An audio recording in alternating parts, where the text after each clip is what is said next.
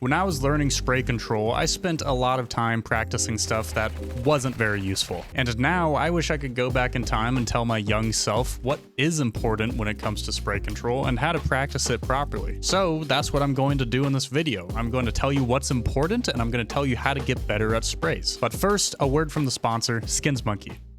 SkinsMonkey is a trusted automated CS2 skins trading site where you can use your skins to trade for new ones or deposit money with their 35% bonus offer using my code Wilson. With that code, you can also get up to $5 for free. This Christmas, ho ho ho, SkinsMonkey has prepared a free gift for everybody. I got a 45% deposit bonus, but you can also get a completely free skin or free balance on the website. The first gift is completely free, no strings attached, and you can earn more gifts through trading. They've also prepared an advent calendar with even more free gifts to earn. Go get your free gifts from Santa Monkey in the description and use my code Wilson.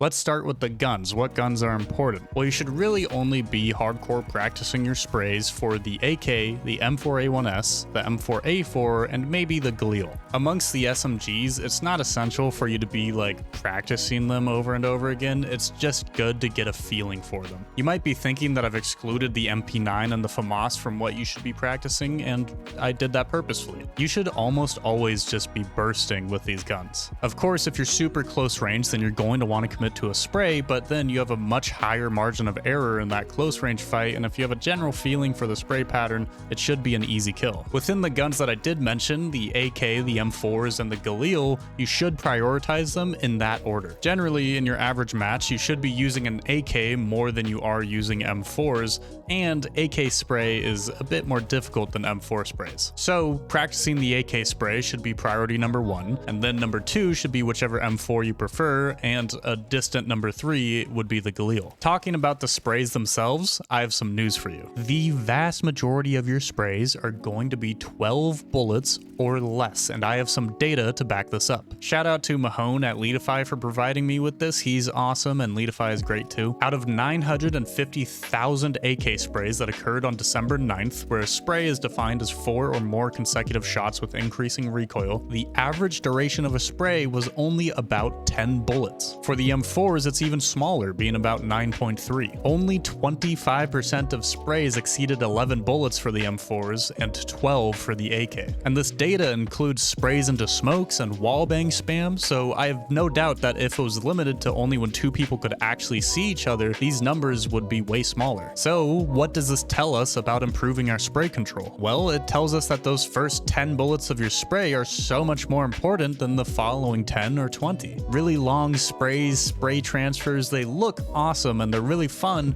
but what matters so much more so is that if you see somebody, you can very consistently just spray them down with 5 to 10 bullets. Now that we know what's important, let's talk about how to improve your sprays. The good news is that between the AK and the 2 M4s, the spray patterns are actually pretty similar for the first 15 to 20 bullets. It goes down, a little bit to the right, to the left with the AK, A4, down, to the right, and then to the left, A1, down, to the right, and to the left. Now, the difference between these three, as you've noticed, I'm sure, is the bottom point. The bottom point is where you can stop pulling down and just go side to side. So you see with the AK, it's way down here. With the A4, it's a bit further higher. And then with the A1, it is significantly higher, especially compared to the AK. So even though the beginning of these sprays is very similar down to the right and to the left, the biggest difference between the three is the bottom point. So what happened to me and what I think newer players or people getting used to their spray patterns, what happens to them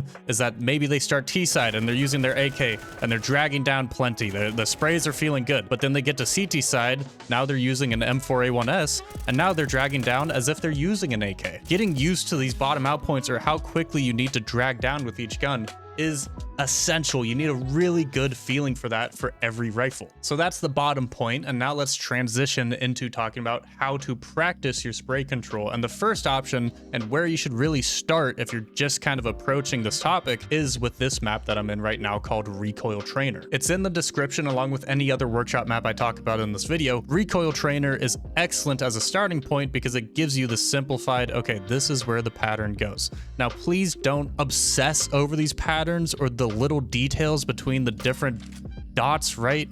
Like thinking, oh, this slightly to the left, like don't overcomplicate it. The difficult thing about spray control is that it's not this like mechanical, this step process. It's a feeling, it's muscle memory. You build it over time and through practice. But starting out with a guide like this is really helpful just as a general, okay, this is where it goes. But I really want you to full focus on just, you need to have a good feeling through this through repetition. So I'm not going to give you like do 50 sprays, do 1,000 sprays, and I'm not going to give you a number. I think it's much more individual. How much do you need to practice this stuff? But in Recoil Trainer, it can be good. Start on mode 1, especially if you're just learning sprays for the first time. Get up close and just practice this a little bit.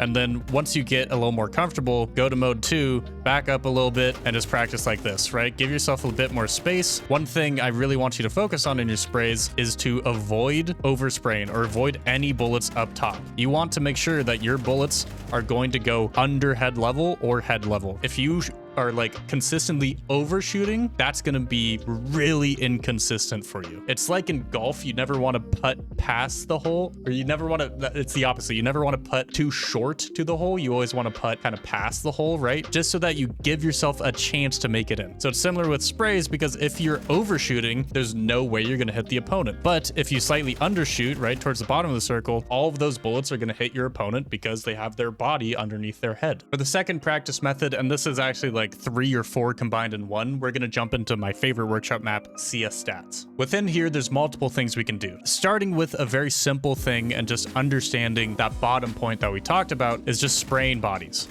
right? Run around, spray bodies, and get used to like, okay, how much do I have to pull down for different guns? With the A4, I don't have to pull down all too much, right? If I'm close range like this, I can just beam somebody and I don't really have to pull down at all.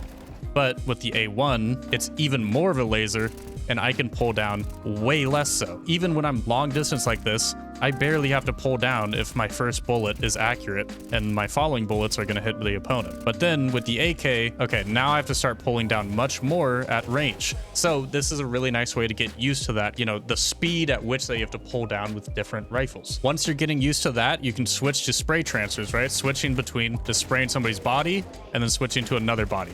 Now, obviously, we're practicing sprays, so I'm not really going for headshots here. I just want to maximize, like, okay, 4 bullets into one person and 4 bullets into the other. Make sure you are practicing, like, going for headshots so you don't turn into, you know, Zontix aimer. It can be really good. Just practice full body shots. That was a headshot accidentally. Full body shots in between different bots so that you get used to that bottom point like we talked about. Now, the next step, the next level up from that, we're going to go shuffle mode, and now we get different objects. We get different angles, some headshot angles, bots far away, bots close, and this is a great way to just make those spray transfers even more difficult for yourself, right? So transfer, flick somewhere, and then readjust onto a different bot. Kill somebody, flick, and then readjust onto a different bot. This situation I probably wouldn't go for in a game. Kill somebody and then flick onto a headshot angle, try to spray transfer that, but it can be a great way to like really challenge yourself with your spray transfers once you're feeling pretty confident about them. Now, the last one I want to mention is that they do have a spray mode where it's going to spawn one bot, you kill it, and then it spawns another.